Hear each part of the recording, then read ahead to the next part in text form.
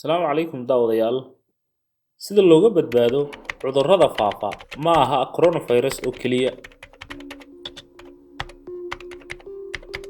balse waa cudurrada faafa oo dhan sida hargabka iyo cudurro kale oo badan oo ay viruses ama bakteeriyaba keento. Qodobadan oo aad u muhiim ah isla markaana ay diinta Islaamku ina fartay.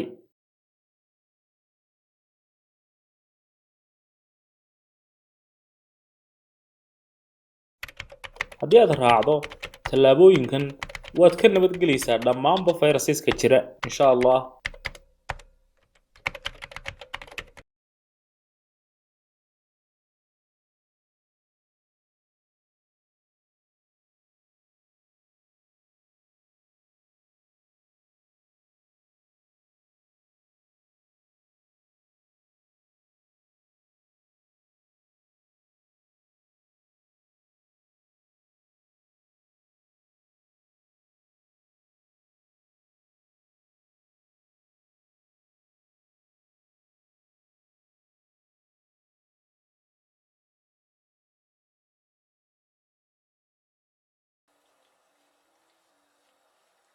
Faraxalka ku dadaal mar kasta waana qayb ka mid ah weysada.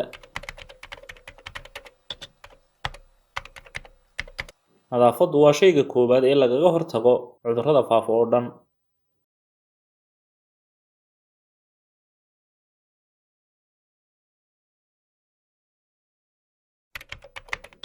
Iska ilaali inaad gacmahaaga ku taabato wejiga, sanka, iyo afka iyo dhammaanba meelaha kale ee u nugul inuu virussku ka galaan.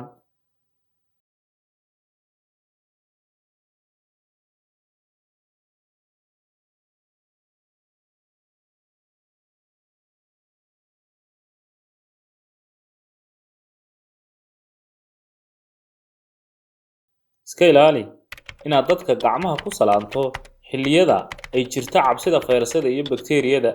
Waxaa jirta habab kale oo aad ku beddelan karto adiga oo laabtaada gacanta saaraya ama marka lagugu soo socdaba jeebada faraha iska gashanaya.